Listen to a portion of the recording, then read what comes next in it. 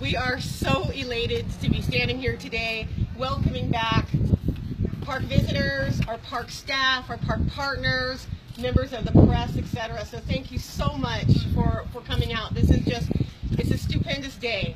After being closed 134 days, the park opened this morning at 7 a.m., a few hours ahead of schedule, but we were hoping to avoid those long lines, and so far it looks like it worked. We have an exciting announcement. We do have water! Yay! So we have water again in the park.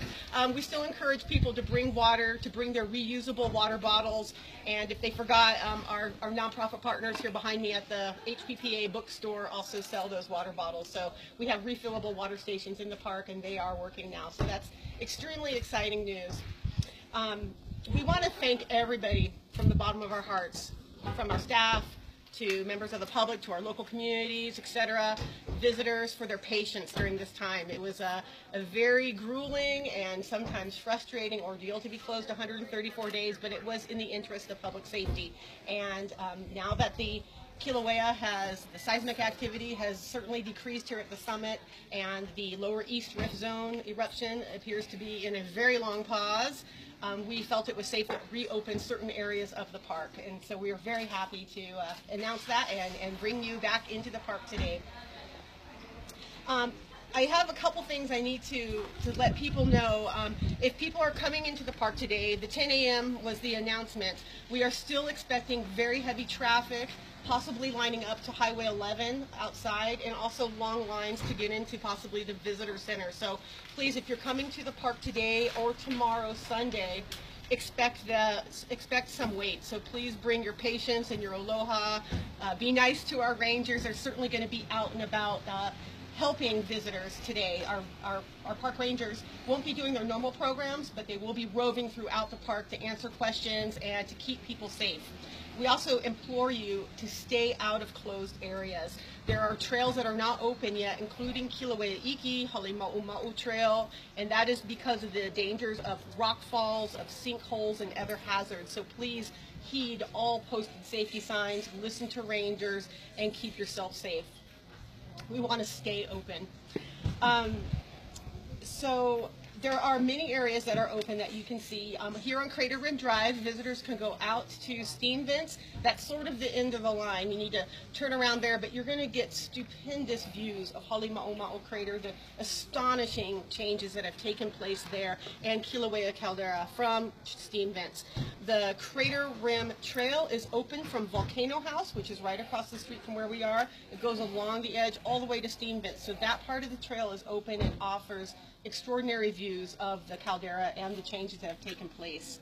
We also ask that if people are out in these areas, remember Kilauea is a very, very sacred place to Native Hawaiians and others. Halima'uma'u is the traditional home of Pelehonuamea, the volcano goddess. So we ask that you bring your respect, your reverence, and just maybe a quiet frame of mind when you're near the crater's edge, where people are really taking in these astonishing changes in this just amazing cultural place. So we appreciate that. In addition, we really urge you to stay away from cracks and sinkholes. There is part of Ke'anakakoi Crater Rim Drive, which is not open to vehicles, but it is open to pedestrians.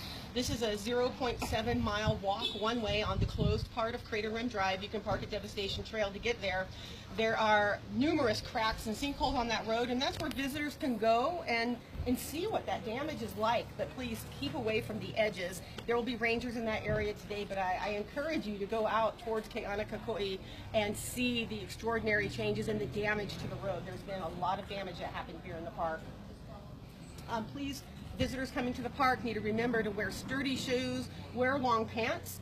Falling on lava is like falling on broken glass, so we do not want people to get hurt, especially in their enthusiasm to get here. I actually was so excited to get to work this morning, I completely fell and tripped in the parking lot, so it happens when you're excited. Do not hike after dark. We are resuming our 24-hour-a-day schedule like we did before the closure today, so the park is now open again 24 hours, but don't hike after dark. One thing, the glow is gone. We have no active lava in the park to see whatsoever right now, but the hazards are very real. the sinkholes and cracks you can't see. Even if you're familiar with a trail that is open, you still cannot see the cracks in the sinkholes after dark. So please don't hike after dark. It's also a good idea to hike with a friend or a group right now as you get reused to the changes that have happened in the park. So thanks for that. So park rangers today and myself, we are going to be extraordinarily busy helping visitors and each other with the reopening. I'm not going to have a lot of time, and our staff isn't going to have a lot of time, at least online, to answer individual questions that might come in via email and via phone calls. The best way to stay up to date with what's happening in the park this weekend is to follow us on Twitter, and our Twitter handle is @volcanoes_NTS.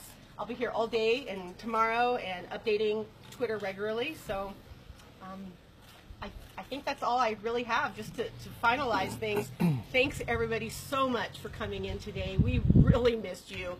We missed being in our home here in Hawai'i Volcanoes, and welcome back. Could you walk through just the most serious damage or the major things that it like? Sure. So Kevin asked, walking through the major damage that happened here in the park. Some of the most significant damage included cracked water lines. No water for many weeks, many of our buildings.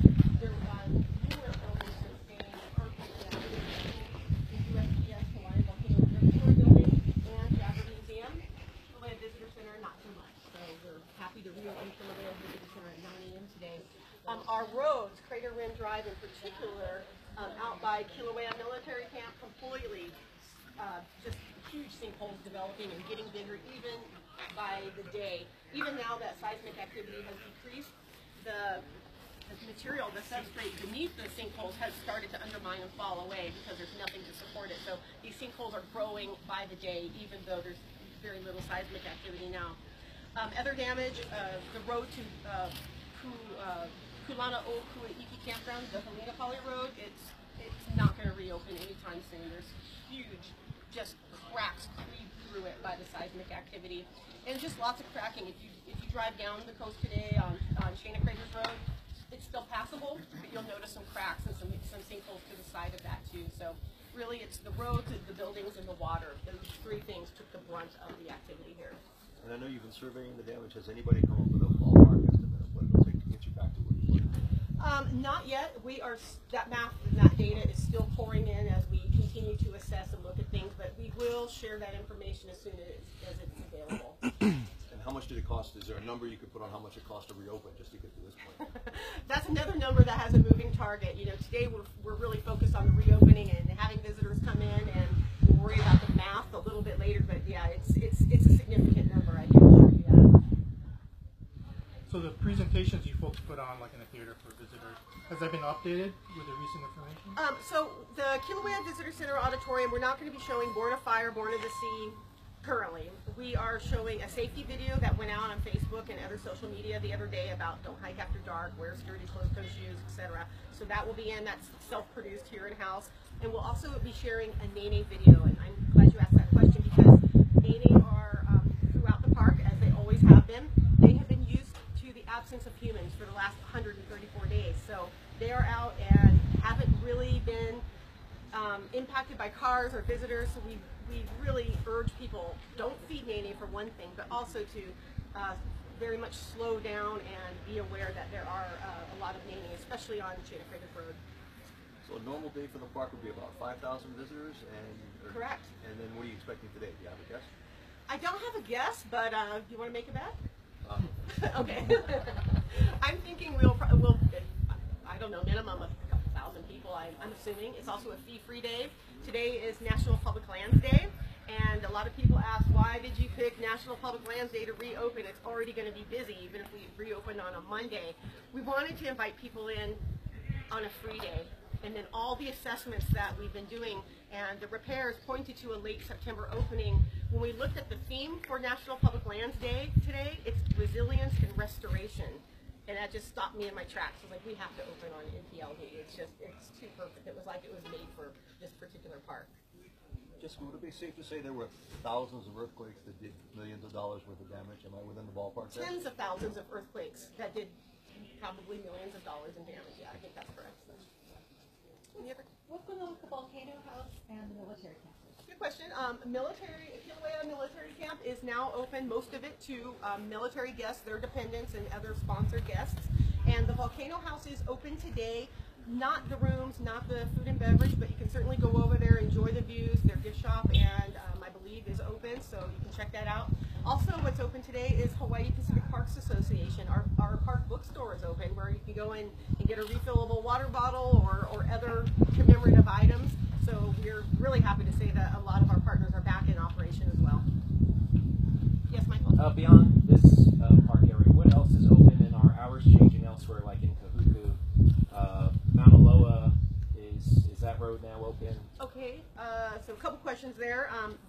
The main part of the park will remain open 24 hours a day. Kahuku will continue its schedule of Wednesday through Sunday, 9 a.m. to 4 p.m. That we're going to keep that, even though this part of the park is open now. We've been wanting to extend Kahuku hours for a while anyway, and the timing was excellent. In fact, speaking of Kahuku, there's a new hike that opened up today. The Pit Crater hike is now open in honor of National Public Lands Day. So if it gets too crowded here, people can certainly go to Kahuku and check out that beautiful new grueling hike out to a gorgeous Pit Crater. Mauna Loa Road is open to Kipukapua'ulu, which is aka Bird Park. People can certainly go there and hike. We encourage that. That's a great place to go, especially if it starts getting really crowded here at the visitor center. So the Kipukapua'ulu is open. Mauna Loa Road, beyond that, it's closed to vehicles, but it's open to bikers and pedestrians. A lot of our local community love to walk their dogs there, including me, so I'm really excited that that's open again.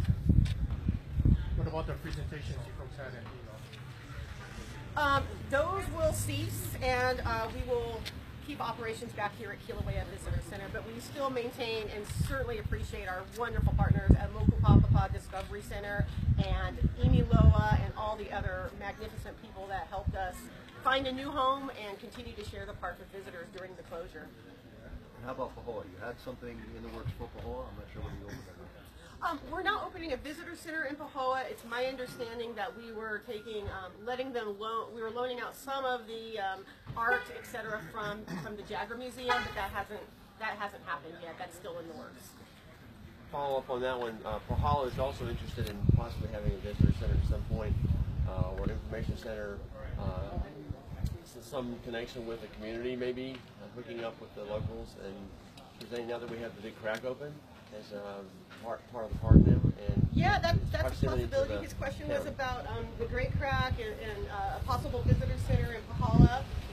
That's still coming down the road. Today we're really focused here on the reopening of the Kilauea area of the park.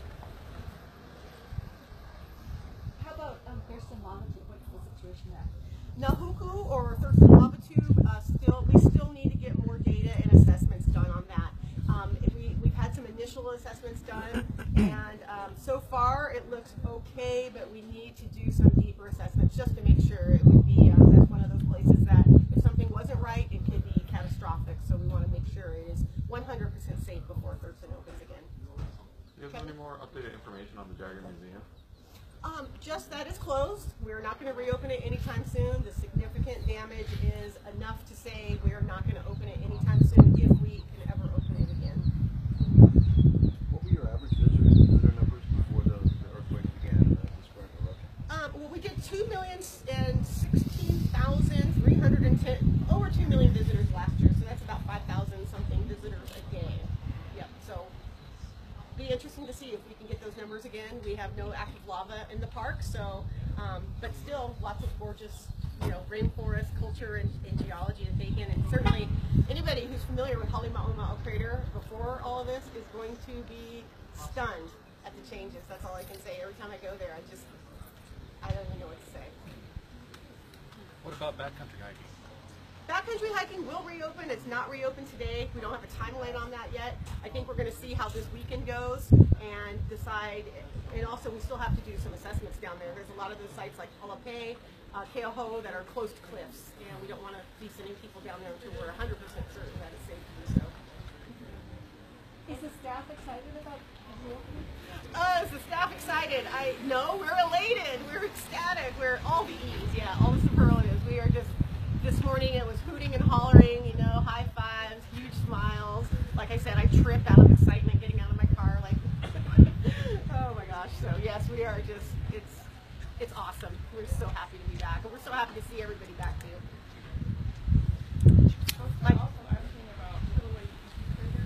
Yes, Kilauea Iki. You can go to the overlook now and see the beautiful Pu'u in the distance and Halima'omau without any steam plume coming from it. But the trail remains closed. We hope to reopen that in the near future, but there has been significant rockfall. And that's one of the main hazards right now is there's still rocks that have been, large boulders, large pohaku, that have been loosened by all the sides in the city. And we just need to make sure that nothing else is going to fall and we can have enough time to clean up that mess. Right now, we're really focused on getting this part of the park open before that can reopen. How are the tropic birds doing? Good question. The question was, how are the koa'ikea or the white-tailed tropic birds doing? They nest in the crater, Halima'omau. We've seen them consistently since all of that ash plume action and the huge collapse events. They're still here, and it really shows the resilience of Native Hawaiian species or indigenous species, as well as how they're well adapted to volcanic environment. It's astonishing, and that's just one of the many facets of what's so interesting about Hawai'i Volcanoes National Park. What is your plan moving forward in terms of opening different areas? Well, like I said, we're focusing on this first phase right now of reopening, and the backcountry, Kilauea Iki, and other trails will follow.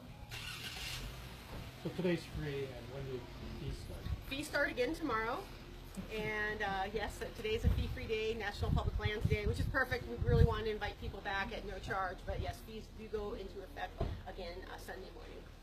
So Jessica, 135 days ago, you were standing up there and telling us things would close here. Yes.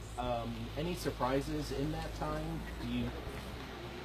Looking back at that date, what stands out as a highlight of the closure? Besides all the gray hair that myself and other rangers and managers have, I think we didn't know what was happening. I mean, some of the surprises of that closure were, one, how long it took. I mean, it was very clear. I was part of the incident command team up here as the public information officer, and to sit in the emergency operations center with my fellow rangers and feel the building shake and see things break around me was astonishing. We just weren't expecting that. We were expecting, like what USGS and the scientists said, was a big, giant, gas ash explosion, and then it would be over and we'd all come back to work. Well, it just became this big, long series of earthquake after earthquake. And anyone who lives in Volcano Village can tell you that is a very unsettling feeling to not know if your house is going to be on its foundation or if your park's going to slide into the crater. So we weren't expecting that. I think that was one of the biggest surprises.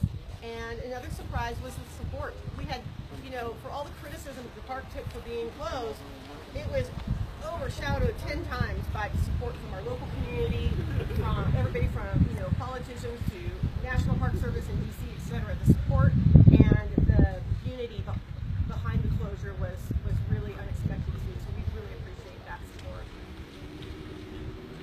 Okay, I think maybe one more question and then we better wrap it up. Hi. What would you say the must-dos were for someone who's never visited the park? Wow, for someone who's never visited the park, you don't even know what you're looking at. So I would definitely say go to Halima'omau crater. And the closest place to get a view of that crater is going to be right across the street here at Volcano House. Go over there and just look at the crater and keep in mind that this is the home of Pele, or Pelehunuamea, the Hawaiian volcano goddess. It is she who took her lava and went out to the lower East Rift Zone.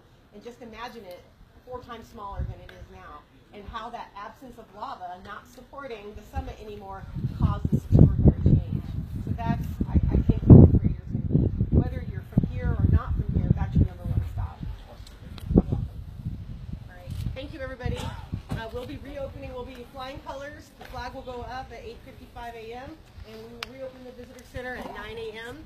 Please remember to follow us on Twitter for updates at volcanoes_NPS. Mahalo.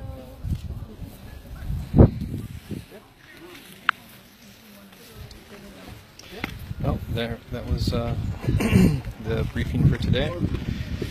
Thanks for coming along, and I will try to give you guys some more updates. It was a really beautiful day. Now it's getting a little bit overcast, so we'll see how things go, but the plan is to get some photographs today, and so I will keep you guys posted, and if there's anything cool that happens, whatever, I'll try to do a live again, and I'll definitely catch some regular photos and videos of different normal areas up here that people are used to. All right. Thanks, you guys. Thanks for watching. Appreciate it. And have a great day. Hope to see you guys up here. Aloha. You know, it's probably a good word. Yeah, I'll take that.